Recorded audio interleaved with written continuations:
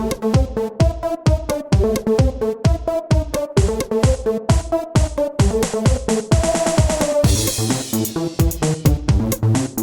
to Beyond the Bounce, presented by ZTE. I'm your host, Byron Bogar, and joining me today, Mavs G League Liaison. What's your new title here downtown, Brent? We call it Internal Analytics Assistant. All right. Sounds professional. Okay, you're not abbreviating that or anything? Just rolling that's with that's what we're going with. That's what your card says? Yes. Okay, Yeah, so it's like really, really tiny.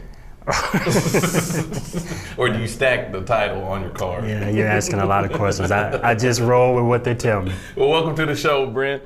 Like I said, you're in a new position with the Dallas Mavericks this year. Coming out of the film room as assistant video coordinator, how has that transition been so far?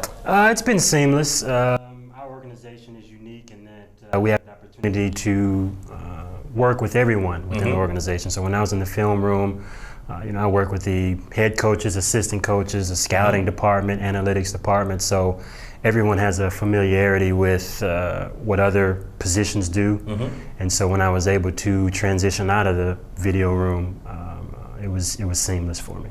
And then now with the new addition of the two-way player, you're here tracking two-way players when they're down from the Mavericks to the Legends. What early successes have you seen from the two-way player in whole in the G League?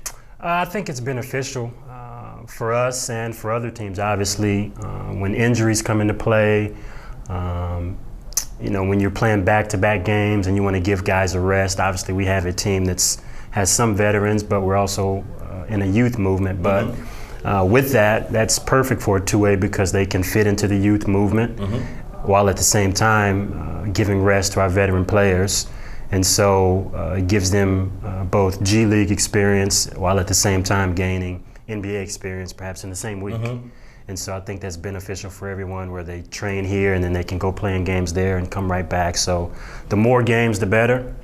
And the more experience at the NBA level can translate better at the G League level and vice versa. So I think it's been beneficial for the entire NBA. Now, how does a player's role? We have Jonathan Motley, that's a two-way player, and Antonius Cleveland. How do their roles change? When Motley's down here, we're feeding him a lot. When he's up there, he's not going to be the go-to guy per se. Correct. How do the roles change when they're going up or down between the teams? Well, obviously, when they come down to the G League, they're featured a little more offensively. We kind of use the G League as a opportunity for the players to grow with their skills, and so when they come down, they want to implement new things within their game offensively. So perhaps one day, maybe not this year, but sometime in the future, they can play that way a little bit in the NBA. So obviously, when they go to the NBA, they're used for a specialty, right? So he'll come in and Motley will be required to rebound or defend, whereas here he can work on his offensive game. So let's say in 3 years, if he progresses and becomes better, he'll have a total package of things that he's developed throughout the years. So their roles are different, in each team. Obviously, with Antonius Cleveland, he's a strong defender. So that's who we view. Absolutely. The other day, he guarded. I think his first assignment, he guarded James Harden. I mean, he's guarded Giannis. It's not an easy first set right there. He had Giannis the other night from Milwaukee. So he may have Durant tonight, obviously. So he's getting valuable experience there. It's safe to say he won't face guys like that in the G League. But, but he'll come down here and work on his offense. Obviously, that's a part of his game that we'd like to see develop a little bit more.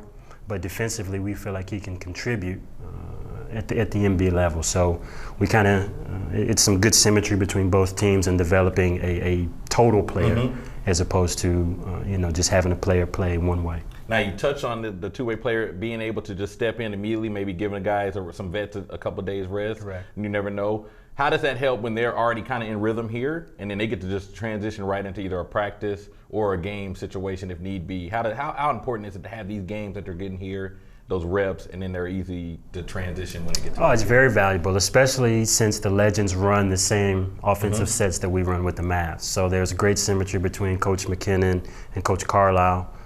That's kind of a little bit of my responsibility too, is to create that line of communication, that bridge, so to speak, between the two teams. So when Jonathan or Antonius goes up, they know the playbook, they're familiar with the terminology, and that type of thing. So we also have a skill aptitude. It's called Axon, which is it's an app that we put on the players' iPads, where we upload the plays, and they can go through and do the same plays that the Mavs are doing. They can do that while they're with the Legends. So we can remotely put it on their iPad, and they're studying every week. They have to do 200 reps of the plays. So when they do go to the Mavs, there shouldn't be any breakdown, because they should know the plays already. And we've done a great job with that. Both players have. Rave reviews from Coach Carlisle. When they've come up, they've been ready. They haven't had to take extra time to learn different things. So that's kudos to those players, and to our organization for making sure that everything is in place. And then how important has that been, just technology? Back in the day, it's here's a playbook, see these plays, and guys may not be able to visually see it, but now you're handing them a laptop or a Mac, whatever it is, and they're saying you're seeing exactly what you need to do in person. How beneficial has that been? I mean, technology in today's game is very important, because, like I said, we can be 30, 40 minutes away and be able to give him something within 10 seconds. So if there's plays, or like in the G League in the game, we can give the stats to Coach Carlisle, as opposed to him having to go online. We can just send it to him quickly. Internet may be not working. It's great. And so Mark's really big on this. It's an aptitude test, so not only does it test Mark Cuban. We're not all on Mark the first Cuban, name I'm basis sorry. with him these days. So he's big on this this app. He's invested in it. It's a cognitive app, essentially. So it tests not only your recognition of plays, but how fast you do it, so over time, you'll become better and better. Your time will decrease, being able to recognize not only plays, but we also do it opponent plays, so recognition of things. So we're really big on implementing this technology as far as player development outside of the old-fashioned way of on the court. You can also do some things, cognitively, that will make a player better and think the game more so than maybe in the past. A lot of moving parts that people don't tend to see behind the scenes. Absolutely. Where do you see the addition of the two-way player taking the G League in a whole here in the next 5 to 10 years? I think it's the future's unknown with it. I think it's great. I've heard rave reviews about it, not only from the players, but from front office, management, owners. So now we currently have 2. I don't know if there would be a need for more, but I'm sure they would entertain it. Maybe extending. People always want more. College football, you want more playoff. Everything. Extending the days. So with the two-way rule, they can only spend 45 days with the NBA parent club. Before they either have to sign or they have to remain in the G League for the season. So maybe those days will, be more the following years, 45, because it's December and I think we're already up to maybe 30. They fly by quick. So it's maybe they'll increase those days, but it's a learning process for everyone in the first year, obviously. But I think it's good.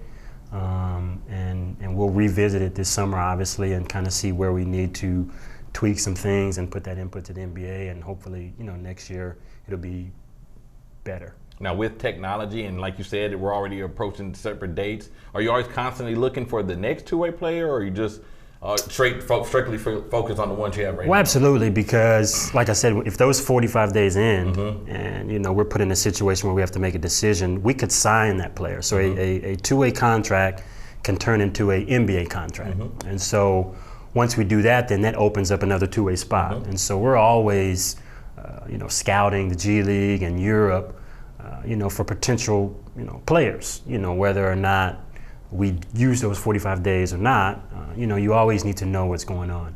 And so another factor of that is you can trade two-way players and you can also release two-way players. And so, if you see someone that you feel will be more beneficial for your team, we kind of had that situation earlier this year, you can release someone that's on a two-way and sign another person. So Antonius Cleveland, for instance, was under a regular G League contract with Santa Cruz.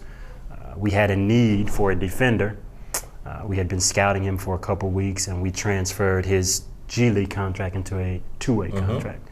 And so those type of things happen a lot. There was another situation that just happened in Phoenix the other day where they signed a guy to a two-way, and now he's part of an NBA roster. So there's a lot of movement, but it's good. It's always good to have to do your research, so to speak, so you don't miss out on an opportunity of a player that could potentially help you in the future. It has definitely been beneficial. Like you said, her rave reviews all across the board with the Gatorade two-way players this year. Correct. Let's get off of basketball a little bit. I have a few Twitter rapid fire questions here for you, Brent. Okay. The last person you text with? You, to tell you I was going to be late. Okay, were you driving? It was an accident on the tollway. So you were driving? I was, you can speak into it. Okay. Yeah, so you're doing I was that. being safe. Because texting and driving is illegal. No, we don't play that here, Brent. No, you can speak. Okay. Technology, as we were talking about earlier, you can press a button and you can speak, and it sends the text that way. So I was being safe. But you were the last. Okay. Well, thanks. And it was very responsible. You letting you know you'd be a little bit late. Correct. Favorite word? Do you have a favorite word? Oh. First time I ever had that question. I don't know if I have a favorite we get word. Deep here Beyond the Bounce. Yeah, I mean, probably, yeah, I don't know. Okay, we'll come back to that one. Are you a morning person or night owl? Night owl for sure. Does that come with the job? Yeah, but I don't know. You usually get like a second wind sometime around, 12 o'clock, and good movies come on TV that keep you up. But, once I'm up in the morning, I'm up. I don't have a problem with that, but I like to stay up. Okay, last album you downloaded or purchased? Oh. What are you listening to with your technology card? Well, nowadays we don't necessarily purchase. I have some streaming apps. I'm sorry, my bad. I still got a few CDs I pop in every once in a while. Yeah, I have an app. I'll be honest, I don't know if it was an album. I stream songs. Okay. But the last full album. No. I pay. It's I don't know, an album, but I stream a lot of songs. Do you have a go-to artist? Who's your go-to artist? This morning on the way down, I was listening to some old school stuff. Okay. So it just kind of depends on the day. All right. And the mood that I'm in. So I don't know if I have a specific go-to guy. Speaking of moods, Twitter or IG? Twitter for information, IG for entertainment. It is very entertaining. Yeah. And last but not least, if you could have any superpower, which one would it be?